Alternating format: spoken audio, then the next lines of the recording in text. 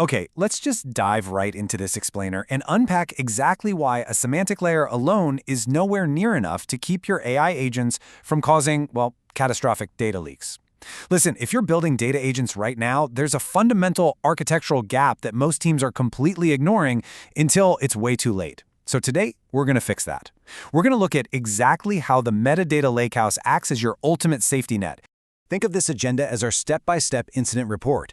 First, we'll look at the $47.2 million mistake. Second, the two-layer architecture.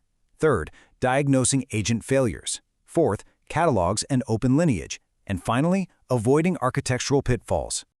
All right, Section 1, the $47.2 million mistake, a high-stakes data failure.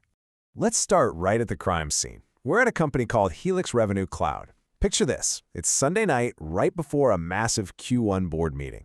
The chief of staff to the CRO opens their internal AI agent. They call it Velocity Analyst, and asks a really straightforward question, right? What is the ARR for the manufacturing vertical net of cancellations year to date? And the agent just spits out this massive $47.2 million figure. Now, because the agent was trusted and because the formula it used to calculate the number was technically spot on, this exact figure went straight on to slide 14 of the Q1 board deck for Monday morning. But here's where it all falls apart. By Tuesday morning, that number had mysteriously shifted down to $44.6 million. And honestly, it gets worse. During the meeting, a board observer from Europe realized that the underlying data actually exposed European customer records to a totally unauthorized user. So we've got two major crises on our hands, a stale shifting metric and a massive cross-region data leak. And the crazy part? This was all served up by an AI agent doing exactly what it was programmed to do. So, what does this all mean? How does a formula-correct agent serve up stale, wrongly permissioned data to the C-suite? Well, the math wasn't wrong at all. The semantic layer, the tool that actually defines what annual recurring revenue means, did its job perfectly. But the architecture completely failed to protect the context of the data. You see, the agent pulled from a Snowflake view that was 5 days stale because an upstream process silently broke. And since the semantic layer didn't enforce row-level access policies, the agent just blindly grabbed the rows. Which brings us to Section 2, the two-layer architecture, semantic over metadata. To actually solve this, we need to transition to our detectives framework, the two-layer architecture. This is absolutely crucial. It's the foundation of building a production-ready, bulletproof data agent. The contrast here is huge. Your semantic layer, tools like Cube or dbt, defines what a metric means. They're fantastic for making sure ARR means the exact same thing across your whole company. But the metadata layer, think Apache Iceberg and Unity Catalog, defines if the agent is allowed to use it. It defines whether the data is fresh and what raw tables it depends on. You simply cannot have a safe AI agent without both of these layers working in tandem. Now, to manage the cognitive load here, you've really got to memorize these 5 canonical metadata fields. Every production agent must consult these before it answers anything. First, role-level policy. This dictates who can see specific rows, like keeping EMEA data restricted to EMEA users. Second, column-level policy. This masks sensitive fields, like a customer's email. Third, freshness, verified by a last commit timestamp. Fourth, schema evolution history, tracks if a table was renamed or altered. And fifth, the upstream lineage graph. This tells you exactly which models or raw sources a metric actually depends on.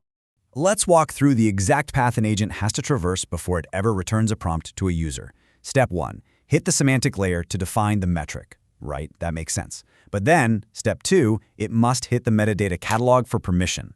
Step 3, check the freshness timestamp.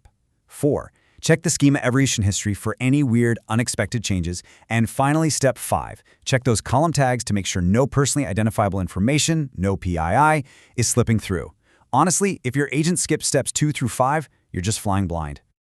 Okay, Section 3, Diagnosing Agent Failures, the autopsy. Let's apply this framework directly to the 5 symptoms from that Helix incident we talked about and see exactly what went wrong. We can map the exact failures directly to the missing metadata field that would have stopped it cold. Look at the stale answer. A simple Iceberg manifest last commit timestamp would have told the agent, hey, this table is 5 days old. The cross-region leak, Unity Catalog row-level policy fixes that natively. A PII leak exposing customer emails stopped by column-level tagging. When a filter gets secretly inverted upstream, OpenLineage catches it. And that silent DBT model rename that caused the stale data in the first place, well, the Iceberg schema evolution manifest leaves a literal footprint for every single change. Every single symptom had a metadata cure. So the takeaway here, and it's a load-bearing sentence, so pay attention, is that relying on Cube or DBT alone without a metadata lakehouse is architectural negligence. I really want to emphasize this. The semantic layer is vital, for sure, but it only ensures the answer is the right shape. It does absolutely nothing to verify if the underlying data is fresh or if the specific user prompting the AI agent actually has the legal clearance to see that data. Moving on to Section 4, Catalogs and OpenLineage, the technical fix. Let's break down the specific preventative tools we use in the metadata layer to ensure these catastrophic leaks never happen. We're talking about the actual software sitting between your storage and your semantic engine. In the 2026 ecosystem, an overwhelming 96.4% of Iceberg users run Spark. To put that into perspective, almost the entire ecosystem is relying on this. And Iceberg's metadata-driven skipping eliminates up to 99% of files before a scan even happens. Iceberg is the foundational Lakehouse table format because every time a commit is made, it writes a manifest file. That manifest is auditable, queryable, and it carries the timestamp. That is your undeniable ground truth for freshness. Now, above the table format sits your metadata catalog. And whether you go with Databricks Unity Catalog or Snowflake's Apache Polaris, skipping this layer is a guaranteed failure. Unity Catalog is incredible for integrated governance. It gives you dynamic views with row filters and column masks right out of the box. Apache Polaris, on the other hand, offers a fantastic vendor-neutral REST-based catalog. Whichever you choose, it acts as the ultimate governance engine. This is the bouncer at the door. It's where your AI agent goes to ask, hey, am I allowed to see this? Furthermore, tools like OpenLineage are really the only reliable way for an agent to trace a metrics dependency graph back to the source. When the CRO asks why ARR dropped, your agent shouldn't just be guessing. With OpenLineage, which, by the way, is supported natively by tools like DBT and Airflow, the agent can explicitly trace the data back to a specific DBT model, a Fivetran connector, or even a Salesforce object. It grounds the AI's answers in mathematical reality. Finally, Section 5, Avoiding Architectural Pitfalls, Best Practices. As we wrap up this autopsy, I want to clearly call out the architectural pitfalls you absolutely must avoid. These are the shortcuts that seem like a brilliant idea on a Friday afternoon, but they will literally cost you your job on a Tuesday morning. First pitfall, hard-coding row-level access policies directly into the AI agent system prompt. Never do this, because the next agent won't know about it, auditors can't inspect it, and a simple prompt change breaks it silently.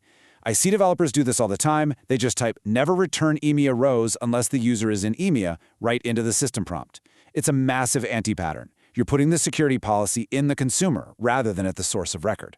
Second pitfall, don't trust a simple last updated warehouse column either. When upstream jobs silently fail, that column lies. So you must use the Iceberg manifest's ground truth. Think about it. A warehouse column only updates when a write actually happens. If the pipeline breaks and nothing writes, that column might trick your agent into thinking no news is good news. Actually, scratch that. It's more like no news is an active data disaster.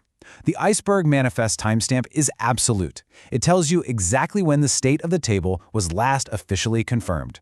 And the final pitfall, do not assume that a beautifully structured semantic layer means you automatically have data governance, because knowing what ARR means is totally useless if you serve it to an unauthorized user.